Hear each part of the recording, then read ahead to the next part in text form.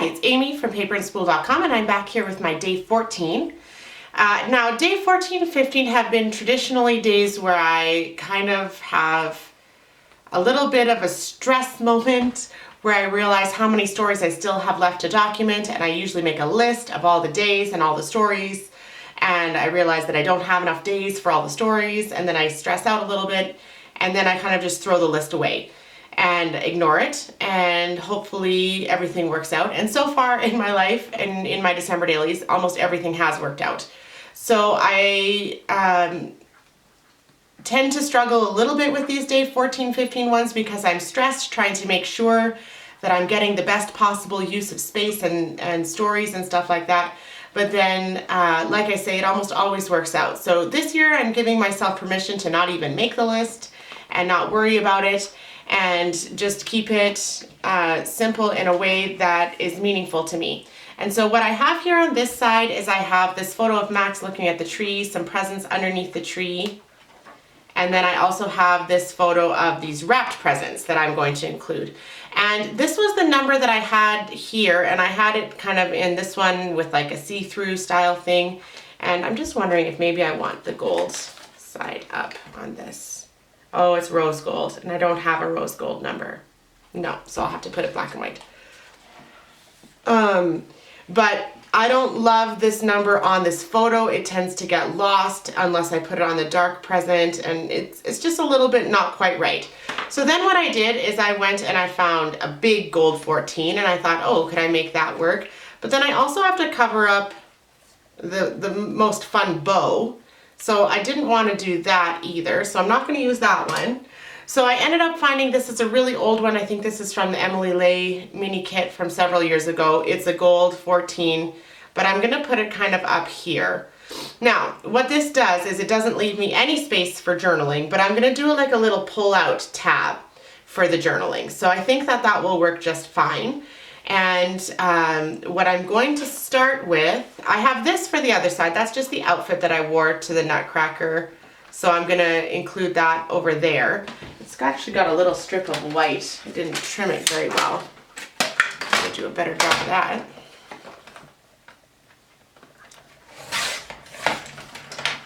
Okay, there we go. And I don't want to complicate this Nutcracker spread too much, so I'm not going to do anything crazy with that.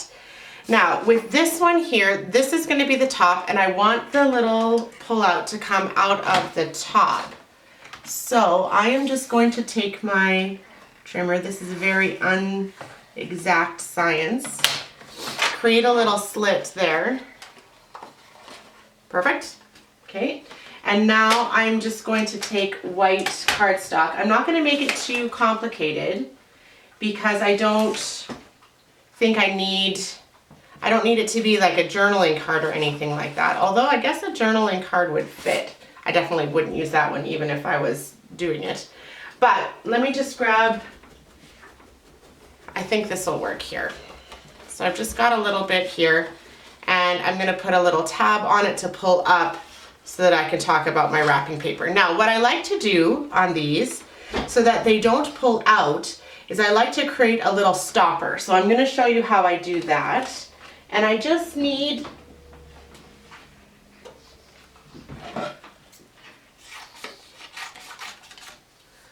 a longer piece of paper than the whole. So it doesn't have to be perfect and it doesn't have to be fantastic. It just has to be longer than the whole. So I'm going to just attach those two things together and then slide it through my little hole. And I'm going to do the very easiest way that I can think of, which is just a little bit of washi tape.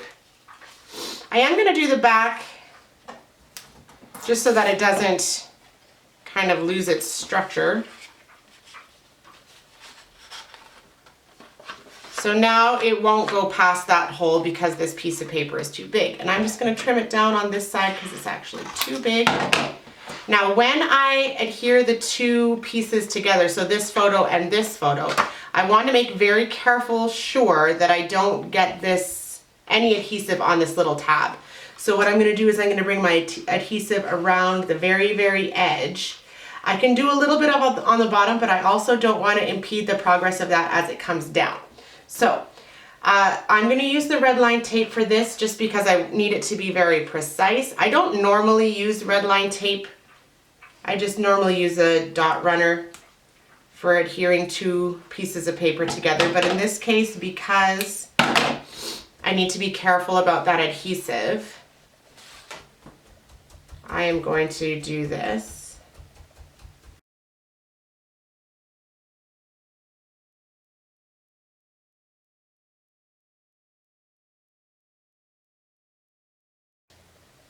I should have thought this through. I should have adhered my, should have put my adhesive on the smaller one. That makes the most sense. Now I just have to be really careful here not to lose that inside the paper until I have a tab on the top. That's going to prevent it from going down. Okay, so I've put a tab on the top of that, and it's probably, I say probably, it's probably not going to fall in now. If it does, I have some confidence that I could fish it out. But I still have this end open, so I could still put some adhesive here where I know it's not going to, where I don't want it to go past. So I think I might do that here. Okay, so now I have to punch this to get it into the rings. Make sure I punch it on the correct side. That's the way I want to punch it. Okay. So glad I thought of that before I actually did anything.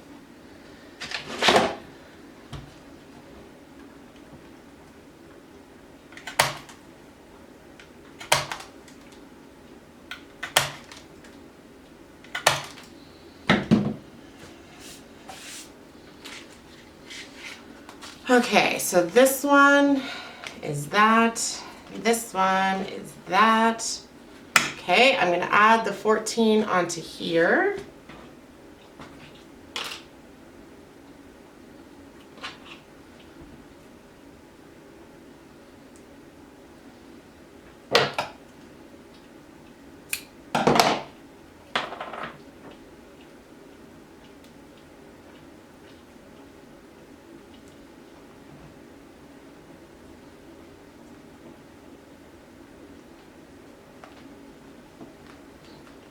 Good, okay, so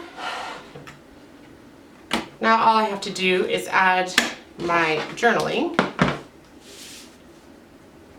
And I like to do it this way just because now I know where I should not write past. And once I did it where I journaled on the card first, and then I attached it, and then I couldn't see half my journaling, and it was really too bad.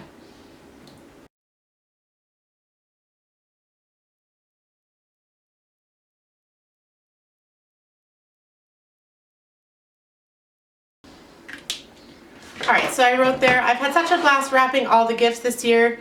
The paper was so inspiring and I've had fun adding all the little pieces and tags to the bows. Of course, ribbon is one of my things, so that helps because I have like a boatload of ribbon. So I'm just going to tuck that in there, and then I'm going to add a little tab into that. Avery Index tab there. And I'm going to grab, I don't know if this stamp has a, this is one of my favorite stamps. I don't know if it has a sentiment about wrapping on it. Counting down the days might work. Yeah, I kind of like that. There's not really Christmas present, Christmas past.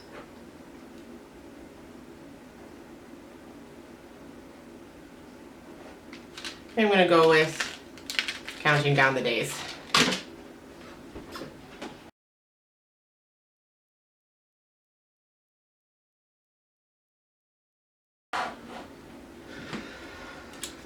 Alright, so there we have day 14 with a little pull-up tab with the journaling, and then just some nice easy flip over here. Actually, I guess it wasn't super easy, but some of this I had done in advance, like I had made this in advance, and then my outfit on the back here.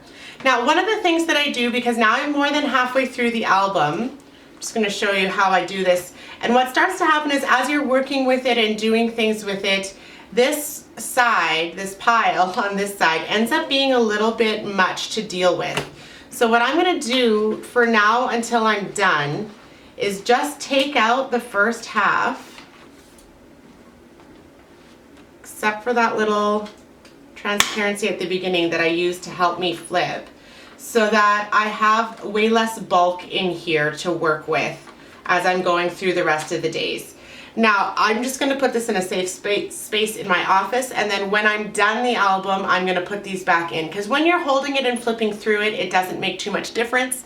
But when you're working in the album, I find that this bulk can create some issues as you try to adhere things and do things, and it can just, some of the more crafty elements, you can run the risk of wrecking them if you handle them too much. So I'm just going to set them aside.